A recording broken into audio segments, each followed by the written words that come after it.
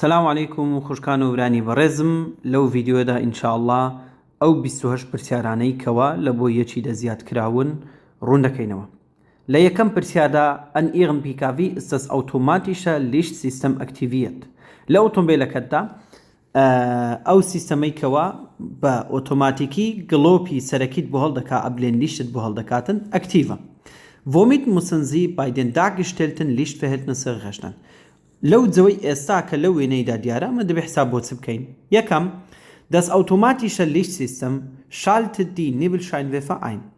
ئەو سیستەمە ئیشی ئەوەیە کەوا گڵۆپی تەمی پێشەوە هەڵبکاتن نەخێر کەواتە یەکەم غەڵەتە. دووەم Ich werde von nachfolgenden Verkehrsteilnehmern erst spät gesehen. ئەو هاتووی کە لە دوای خۆمەوەیە ئەمن لەلایەن ئەوانەوە درەنگ دەبینێم ڕاستە ئەویش بووە Das Ablehnen schaltet sich nicht automatisch ein.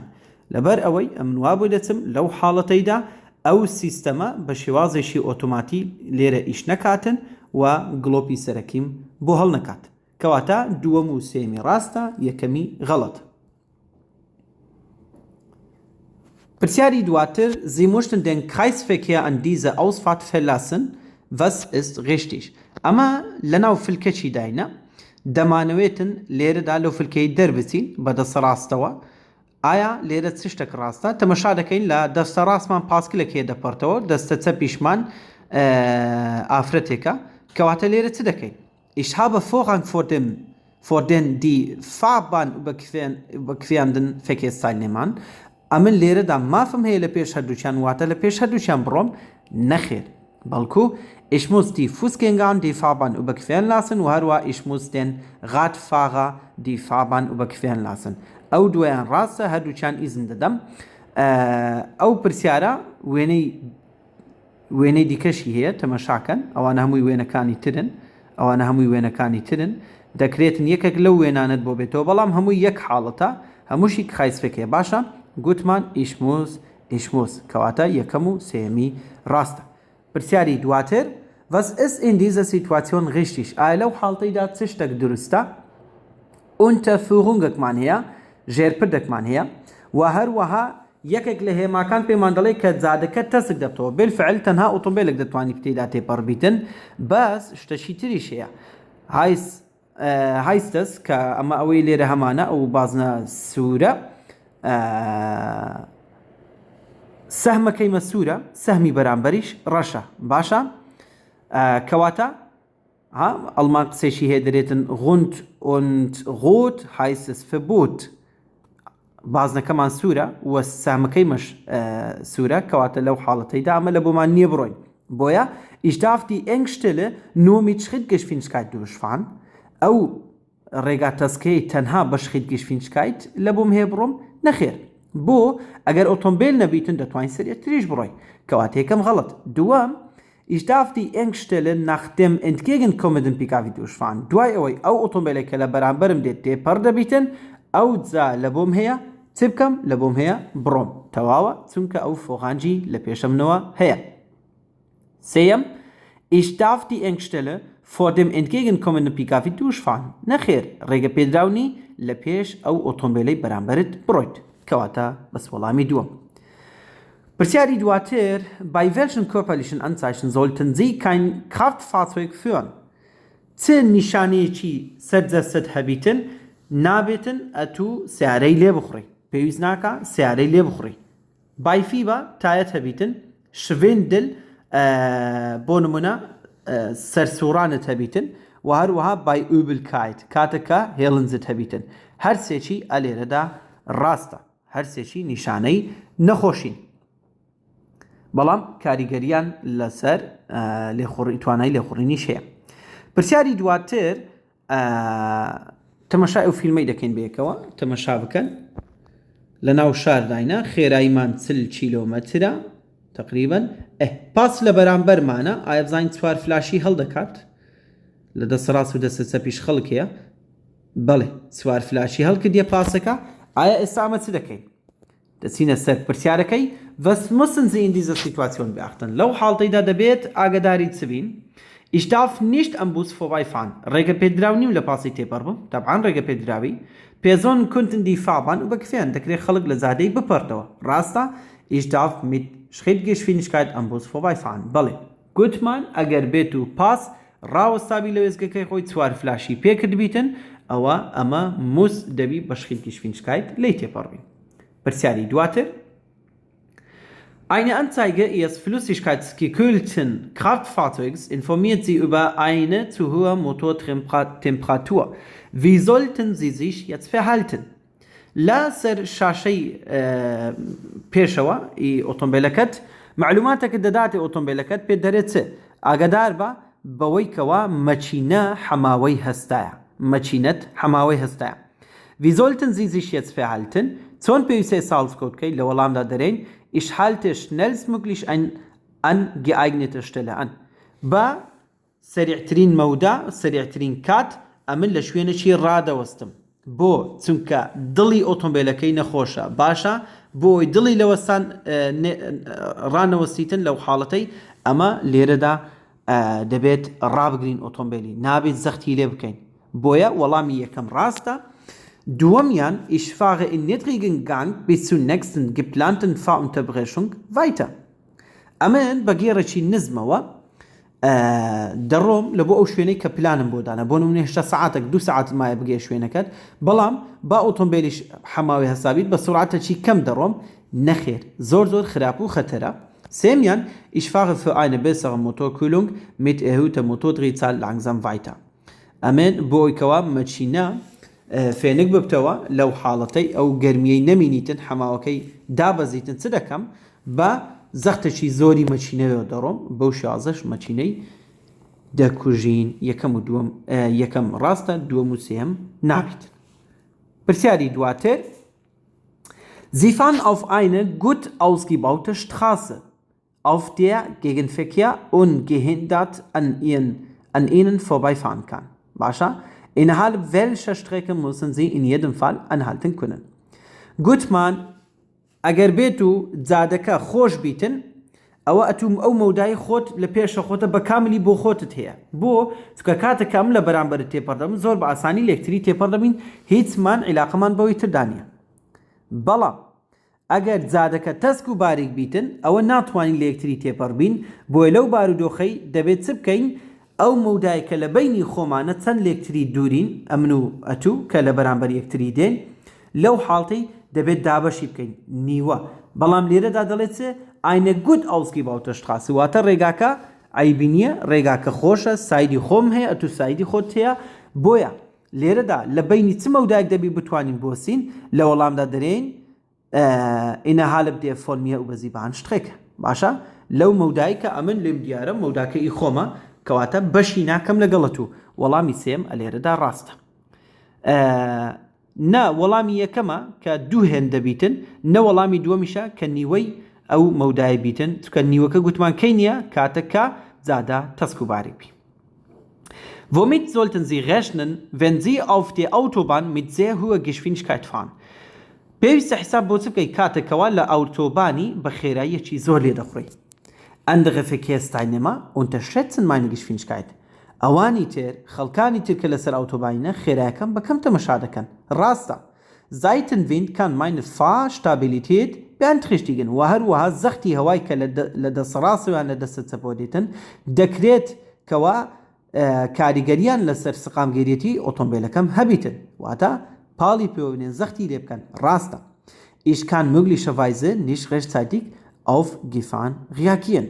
و هەروەها کاتێک بە سرعتێکی زۆر لێ دەخڕی ناتوانی لە کاتی خۆیدا کاردانەوە تەبیت بەرامبەر بە مەترسیەکان کەواتە هەرسێکی ڕاستە. پرسیاری نۆیەم ڤیدیۆیەکی ترمان هەیە تەمەشای ئەو ڤیدیۆش بکەین لەسەر ئەوتۆبانی لەسەر سایدی دەسەڕاست دەڕۆین تەواوە خێراییمان 120 کیلۆمەترە تەمەشای ئەو سیارە شینەی بکەن وا دێتن ها سرعتی خۆی زیاد دەکاتن ڕاستی دەکات دەبی وابیتن کاتەکە دەی داخل دەبی سرعتت چ بکەی زیاتر بکەی کەواتە دووبارە تەمەشا بکەینەوە چکە ئاگاداری دەستە چەپ نەبووم بزانین لە دەستە چەپ ئۆتۆمبیل هەیە ئایا دەڕۆین یان ناڕۆین دیقەت بدەن ئێستا بەڵێ ئۆتۆمبیلێک لە دەستە چەپیشمەوە دێتن کەواتە لێرە ناتوانم بچمە سایدی دەستە چەپ بۆ چونکە ئۆتۆمبیل لە دەستە چەپیشم هەیە. Wie sollten Sie sich jetzt verhalten? ئێستا پێویستە چۆن هەڵسکۆت بکەین؟ لە وەڵامدا دەرێن ich verringere meine Geschwindigkeit. خێرایی یەکەم کەم دەکەمەوە لێ دەگەڕێم ئەو کەسە بێتە سەر جادەی. ڕاستە؟ Ich beschleunige خێرایم زیاد دەکەم. نەخێر. Ich wechsle auf dem mittleren Fahrstreifen سایدی دەگۆڕم دەسمە سایدی ناوەڕاست. نەخێر. بۆ حالی حاضر befindet sich ein Fahrzeug. کەواتە نابیتن. پرسیاری دواتر Welche gesetzlich vorgeschriebene Mindestprofiltiefe müssen alle Reifen Ihres PKW am Hauptprofil aufweisen?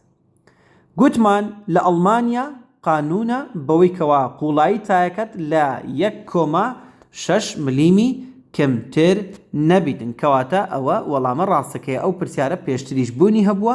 نازانم لەبەر چاهاتە ناوێ بەهەرحاڵ باشترە و جێی پرسیارەشی کەشی گرتیە. پرسیاری دواتر Wie verhalten Sie sich bei der Annäherung an diesem Schwertransporter richtig? ئەمە لێرەدا شوێترانسپۆرتمان هەیە لەسەر ئەوتۆبانین شوێترانسپۆرتێکمان لە پێشە کاتێک کە نزیک دەبینەوە لەو شوێترانسپۆرتەی چۆن هەڵسکۆت دەکەین؟ تەمەشای سەر ئۆتۆمبیلەکەی بکەن هێمایەک هەیە هێمایەکی ئەلکتریک هەیە دەڵێت چێ پێشکەوتنەوە مەمنوعە بۆ لەبەر ئەوەی ئەو ئۆتۆمبیلە ئەوەی کە لە پێشیتی ئەو ئێلکاڤیە گەورەکە قەبارەی زۆرە بەرینیەکەی زۆر گەورەیە باشە زۆر بەرینە بۆیە ich wechsle auf den rechten Fahrstreifen بە پێشی ناکەم ئەم لە سایدی دەستە چەپنیمە تێمە سەر سایدی دەسە ڕاست دەچمە دوو ئەو ئۆتۆمبیلەی ڕاستە ich überhole nicht بە پێشیش ناکەمەوە ڕاستە ich überhole mit großem Vorsicht بە وریایەکی زۆرەوە بە پێش دەکەمەوە نەخێر مەترسیدارە. پرسیاری دواتر Wann dürfen Sie hier halten? کەینێ ڕێگە پێداوی لێرەدا بوەستی.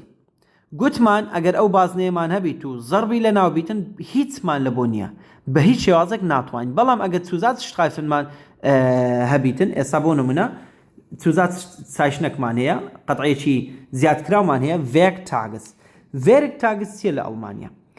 ئەو ڕۆژانەیە کە خەڵک تێیدا ئیش دەکات جگە لە ڕۆژانی یەکشەم نەبیتن و هەروەها فایەتاگە نەبی ڕۆژانی پشوو لەو دوو ڕۆژەی دەتوانی پارک بکەیت ڕابۆستی باشە لەو ڕۆژانە دەتوانی ڕابۆستی بەڵام لە زامستاک ناتوانی ڕابۆستی بۆ لەبەر ئەوەی زامستاک ئەویش یەکێکە لە ڤێرکتاگەکان کەواتە وەڵامی ڕات یەکشەممە و فایەتاگە. پرسیاری دواتر Sie möchten nach links abbiegen. Welcher Fahrlinie müssen Sie folgen? ئەمە دەمانێت پێچ بکەینەوە بۆ دەستە چەپ Einbahnstraßەیە کەواتە کامە ئاڕاستەی هەڵدەبژێرین die linke Fahrlinie بۆ چکە هیچمان لە بەرامبەر نایەت ئاگدار بن هیچمان لە بەرامبەر نایەت. ئەو پرسیارە پێشتریش بوونی هەبووە بەڵام پرسیارێکی دیکەش زیاد کراوە لە هەمان وێنەی ئێستا بە هیوای ئەوەی کە یەکسەر بێتن پرسیارەکە دێتن ئینشاءڵڵا ئەو کاتی تێتان دەگەینم لە بەرچی ئەو پرسیارش زیاد کرا. Womit müssen Sie in dieser Situation rechnen? لەو حاڵتەیدا مە دەبێ حساب بۆ چ بکەین؟ Beim Einfahren in den Windschatten des LKW kann mein Kraftfahrzeug nach rechts versetzt werden. کاتێک کە ئەمن داخیل دەبم هادەگەمە ئاستی LKW-ەکەی هەوایەکە نامینیت زەختی هەواکەی لە دەسەڕاستەوە نامینیتن بۆ چونکە LKW-کە ڕێگرە لەو حاڵەتەی ئۆتۆمبیلەکەم چونکە ئەمە سوکانم بەرە و دەسەڕاست گرتیە چونکە کاتێک ئەگەر بێت و ئەتوو زەختی هەوای لە ئاراستەی دەسەڕاستەوە هەبی بۆ نمونە ئەتوو دەبی سوکانەکەی بە دەسەڕاستدا بگری بۆ چونکە زەخت لێ دەکە بەرەو دەستە چەپ دەبا بۆیە سوکانەکەی بەرەو دەسەڕاست دەگری کەواتە کاتێک کە ئەتوو دەگەیە ئاستی ئێلکاڤیەکەی لەو حاڵەتەیدا ئەو زەختە نامینیتن ئۆتۆمبیلەکەت بەرەو دەسەڕاست دەکشێتن ئۆکەی کەواتە یەکەم ڕاستە. دووەم Der vorausfahrende LKW kann nach rechts versetzt werden. زەختەکە لە دەسەڕاستەوە دێت کەواتە بۆ چ LKW-کە بەرەو دەسەڕاست دەڕوا غەڵەتە. Mein Kraftfahrzeug kann nach links versetzt werden. ئۆتۆمبیلەکەشم ئێستا بەو شێوازەی کە هەیە دەکرێتن کە بەرەو دەستە چەپ بڕوات بۆ چکە زەخت لە دەسەڕاستەوە هەیە یەکەم و سێمی تەواوە. پرسیاری دواتر ڤیدیۆیەکی ترمان هەیە تەمەشای ئەو ڤیدیۆیکەن باو شتێ لە هەیە خێرایشمان 30 کیلومتر زیاتر لە بۆت نییە تەمەشا مۆفامان لە پێشە مۆفاش ناتوانیتن لە 25 کیلومتری زیاتر لێ بخوڕیتن جادە تەسک و باریکە ناتوانین بە پێشکەوینەوە کەواتە ئەلێرەدا warum sollten Sie den Mofa-Fahrer in dieser Situation nicht überholen. لبرسه پێویستە لەو حاڵەتەیدا بە پێش ئەو مۆفای نەکەوینەوە weil ich den erforderlichen Seitenabstand nicht einhalten kann. دەرەوەی شارە وایە کەواتە دەبی 2 مەتر مەودای بدەینێ. ئایا لێرە دەتوانین 2 مەتری مەودای بدەین؟ نەخێر کەواتە ڕاستە. Weil ich nicht wesentlich schneller als der Mofa-Fahrer fahren kann. darf. مۆفاکە 25 کیلومتر دەڕوات جادە بە خۆی چەندە؟ جادە ماکسیمال 30 km هەیە. باشە کەواتە لە بۆت نییە. لەو حاڵتەی ئەتو ناتوانی سرعتت زیاتر بیتن لە سرعتی مۆفاکەی. ڕاستە. weil der Mofa-Fahrer dann stürzen könnte. بینە بەرچاوی خۆت. ئەتو ئێستا ڕۆیشتی چوویەتە نیشت مۆفاکەی. هەر ویست بەپێشکەیەوە. تەمەشا مۆفاکە تەمەشا دەکا ئەی بابە خۆەوە بە موسلم تێپەڕێبی لاوانێ بترسیان لە ترسان خۆی فڕەداتە خوارێ. کەواتە ئەگەری هەیە کەوا مۆفاکەش وەربگەڕێتن بۆیە ئاگادار بن کابرای مەترسێن. پرسیاری دواتر پرسیاری 16. Während der Fahrt beschlägt die Frontscheibe Ihres Fahrzeugs von Ihnen. Wie können Sie entgegenwirken? لكاتي لخوريندا زامي بيشوت تواو تمي كرديا تواو داخل بوا لديوي جوري را كواتا اتو تصدكي اصابو كوا او تمن نمينيتن لولام دا دلين ich öffne bei hoher Außenluftfeuchtigkeit die Fenster. اگر بيتو ريجي شي لدروا زور بيتن امن پنزركان دكموا نخير. Das hilft nicht dabei. باشا يارمتي در نابيتن. Ich schalte die Klimaanlage ein. بله امن تبريدي هلدكم. Ich richte die Lüftung mit maximaler Leistung auf die Frontscheibe. بله أليرش دا أمين تدكم أليرا هواي ناو سعري بيدكم با ماكسيمال باشا آخي درزي ددمي كواتا دومو سيمي راستا. فيديو شيتر من هي لسر أوتوبانين خير أيمان 120 كيلومتر دوبارا تەمەشاکەن ئۆتۆمبیلەشینە بە پێشم کەوتەوە ئۆتۆمبیلە ڕساسیە کەش ڕۆی دەسەڕاستم چۆڵە ئەلێرە لەو حاڵتەی دەبی چ بکەین بەپێی یاسا دەرێت ئەگەر دەسەڕاستت چۆڵ بوو دەبی بچێتە سەڕاست ئەگەر لێرە بەردەوام بی بۆ نمونە هەر بەردەوام بی پۆلیس بە تایبەتی پۆلیسی مەدەنی چاودێریت بکاتن لەو حاڵەتەی ئەگەر لە خەتت بگرن هەتاوەکو 100 یۆرۆ غرامەیە و پونکتەکیش دادنەی لە فلێنسبۆرگ.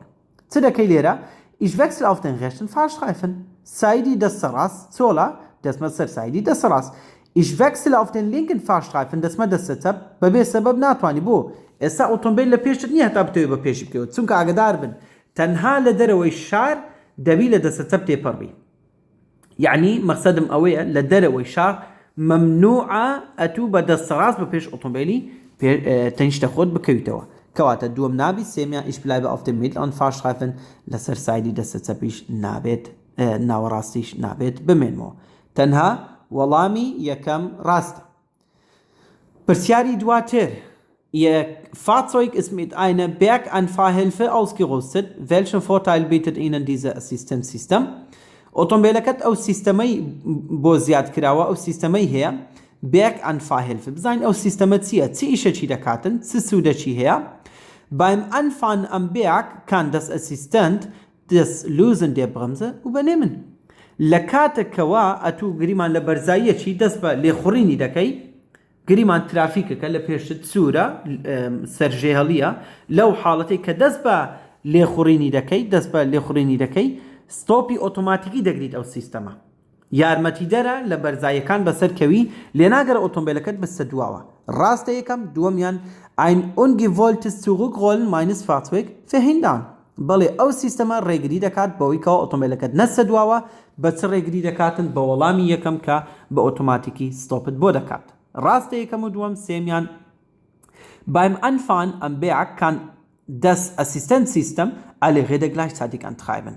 ئەو سیستەمە بۆی نەکرایە کە بۆی کەوا لە هەر سواتایەکان لە کاتی خۆیدا دەست بە لێخوڕینی بکەن بەهەرحاڵ ئەو سیستەمە بۆ ئەوەی کرایە کە ستۆپی ئۆتۆماتیکی دەکاتن لێناگەڕێ ئۆتۆمبیلەکەت بەرەو دواوە بڕاتەوە.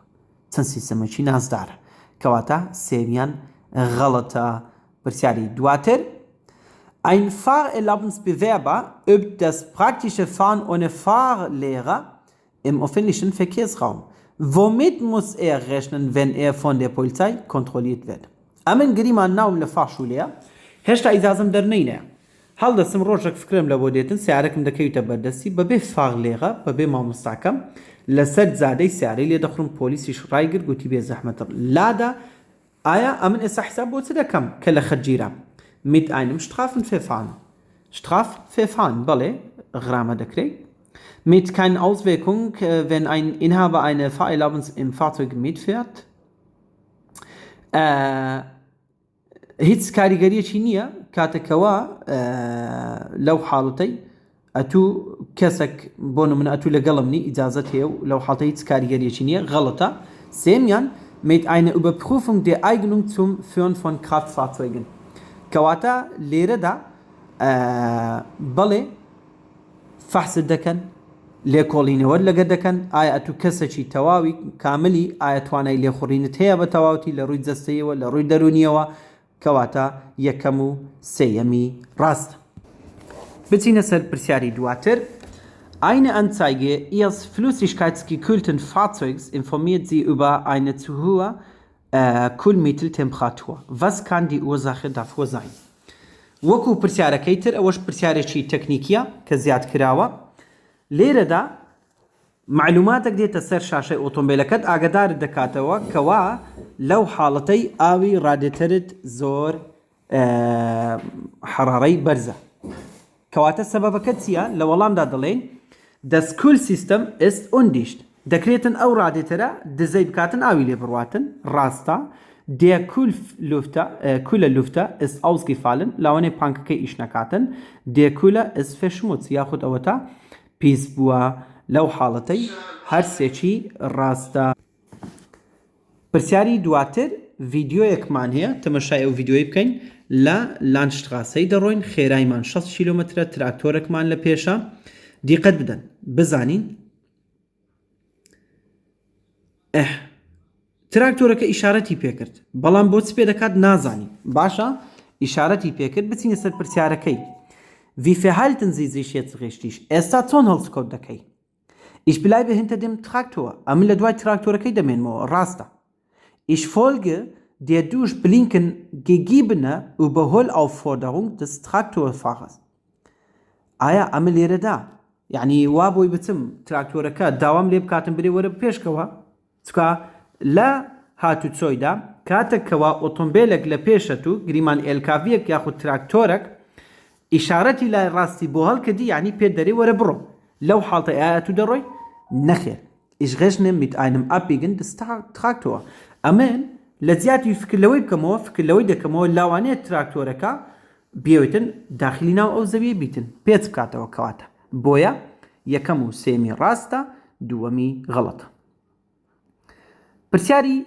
دواتر Die Position der Bahnschranken ändert sich seit längerer Zeit nicht. Wie verhalten Sie sich richtig?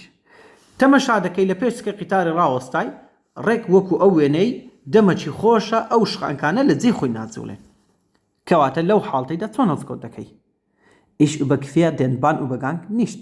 حتما ئەمن لێرەدا ناپەڕمەوە دووەم Ich überquere den Bahnübergang mit besonderer Vorsicht لێرەدا بە تایبەت بە وریایەوە لێ تێپەڕ دەبم نەخێر بەڵکو Ich melde die Störung der Polizei تەلەفۆن لە بۆ پۆلیسی دەکەی پۆلیسی ئاگدار دەکەی چونکە ئەوانیش کۆنتاکتی ڕاستە خۆیان لەگەڵ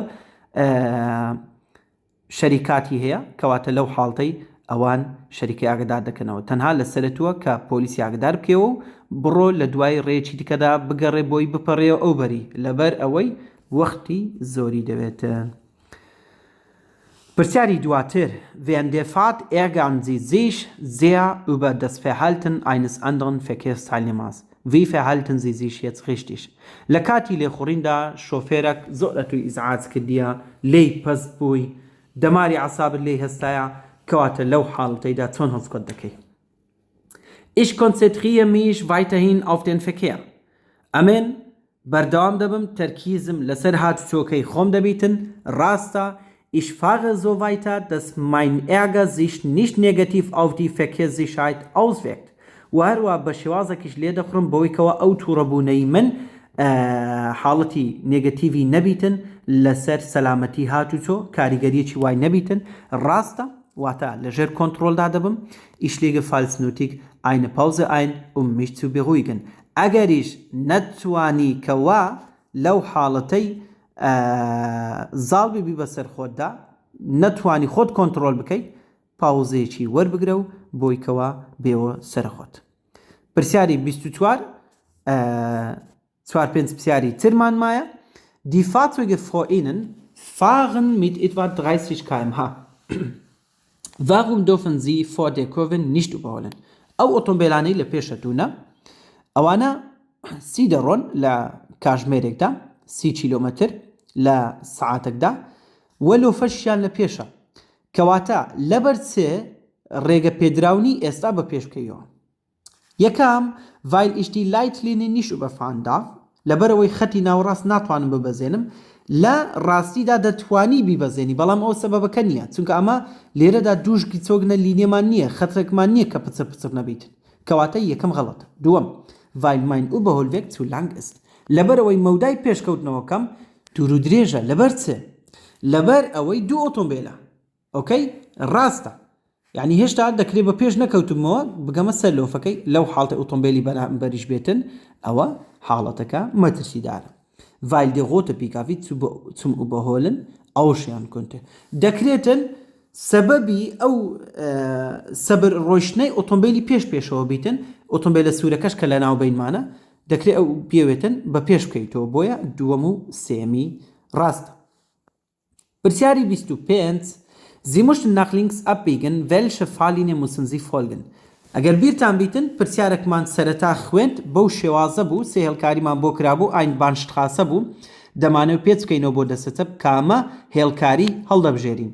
دیقەتی علامەتی ئاین بانشتخاسەی بکەن لە وێنەکەی تر تەنها بوو بەڵام لێرەدا ئەمە علامەتەکی زیادکراومان هەیە کە پێمان دەڵێت چێ لێرە ئاگدار بە کەوا هاتوچۆی پاسکلیش هەیە واتە پاسکل هەم لە دەستی مە دەڕواتن هەم لە بەرامبەریش مەژدێت. ئایا لێرە دەچیت تەواو دەستە چەپی خۆت دەگری؟ نەخێر بەڵکو خەتی ناوەڕاست دەگرین هێڵکاری ناوەڕاست دەگرین بۆچێ بۆ ئەویکەوە ڕێگری لە هاتوچۆی پاسکلەکان نەکەین. پرسیاری 26 ڤیدیۆیەکمان هەیە لە ناو شارداین خێراییمان 30 کیلۆمەترە بەهۆی لێم شێتەوە ناتوانی زیاتر لێرە بڕۆین کەواتە تەمەشا بکەین. ترافیک لە مێژە سەوزە سەبر نزیک دەبینەوە ترافیک لە مێژە سەوزە ئەمە لەو حاڵتەی چ دەکەین دەرێتە Die Ampel zeigt schon längere Zeit grün für Ihre Richtung. Wie verhalten Sie sich jetzt richtig? ئەمە کوی دیتمان ئۆتۆمبیلێکی زۆر ڕۆیشت لە مێژ بوو ترافیک سەوز بوو چێناڵە ئێستا نزیک دەبمەوە دەگەمە بن ترافیکەکەی ئەو کاتی زەر دەبیتن یاخود زیاتر لە 10 مەترەکی 20 مەترێک مابیتن ترافیک زەر دەبیت چ دەکەین. Ich fahre bremsbereit weiter, da die Ampel auf gelb umschalten kann.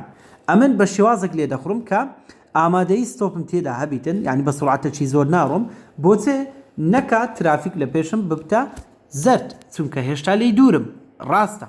دووەم Ich beschleunige, die Kreuzung noch sicher bei Grün überqueren zu können. خێرایم زیاد دەکەم بۆچێ بۆ ئەوەی کەوا بە دڵنیاییەوە بتوانم لە سەوزی بدەم و لە سەوزی لە ترافیکەکەی تێپەڕبم نەخێر بۆ چکە ماکسیمال لە بۆت هەیە 30 کیلۆمەتر بڕۆی ناتوانی ئێستا ئەو هوزگیشفینیشکایتەی überschreiten بکەی ناتوانی بیبەزێنی. سێم Ich beobachte die Ampel aufmerksam بەڵێ ئەمن چاودێری ئەمپلەکەش دەکەم بە سەرنجەوە کەواتە یەکەم و سێمی ڕاستە. پرسیاری پێش کۆتایی وێنەیەکمان هەیە Was gilt nach diesem Verkehrszeichen?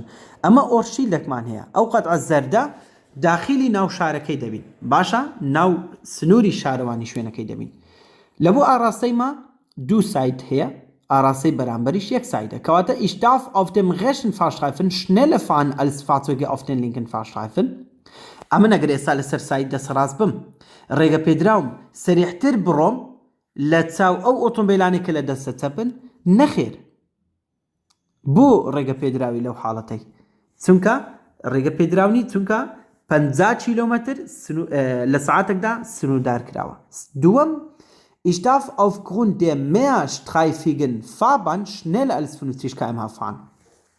لێرە ئەوەیە مەقسەدەکە باشە یەکەممان ڕاستە بەڵام دووەممان غەڵەتە بۆ چکە لەبەر ئەوەی دەرێ لەبەر ئەوەی دوو سایدە زادە لە بۆت هەیە زیاتر لە 50 کیلۆمەتری بڕۆی نەخێر لە بۆت نییە بەڵکو وەڵامی یەکەم ڕاستە باشە لەو حاڵەتەیدا گەریمان ئەمن لەسەر سایت دەسەڕاستم ئۆتۆمبیلی دەستە چەپم 30 دەڕوات 40 دەڕواتن بەڵام ئەمن لە دەسەڕاست 50 دەڕۆم کەواتە لە ناو شاردا لە بۆمان هەیە لە دەسەڕاست لە ئۆتۆمبیلی دەستە چەپمان پێشکەوینەوە بەڵام گوتمان لە دەرەوەی شار لە بۆت نییە لە دەستەڕاستەوە بە پێشکەویەوە باشە لە ناو شاردا لە بۆت هەیە ئاگدار وەڵامی سێمیشان ڕاستە لەبەر ئەوەی ich darf den Fahrstreifen für meine Richtung frei wählen لە بۆت و هەیە لێرەدا ئازادی کام لەو سایدانە هەڵبژێری چ دەسەڕاست چ دەستە چەپ ئیجبارنی بەس لەسەر یەک سایدی بمێنیەوە کۆتا پرسیار ئەویش وێنەیە Sie möchten an der Kreuzung nach rechts abbiegen. Was ist richtig? لەو چوار ڕێیانەی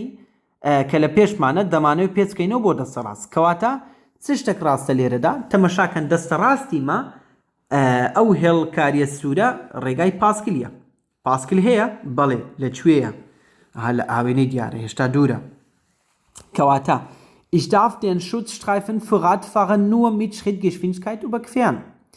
ئەمن ئەو شوتسترایفنەی ئەو ڕێگەی پاسکلەی تەنها بە شریتگەشتفینیشکایت ڕێگە پێدراوم بەسەریدا تێپەڕ بم نەخێر چونکە شریتگەشتفینیشکایت حاڵەت و یاسای تایبەت بەخۆی هەیە لەو کاتێک کە ئەتوو لەسەر ڕێگایکی پاسکل تێپەڕ دەبی ئیجبارنی کەواتە یەکەم غەڵەتە دووەم Ich darf Radfahrer auf den Schutzstreifen nicht behindern.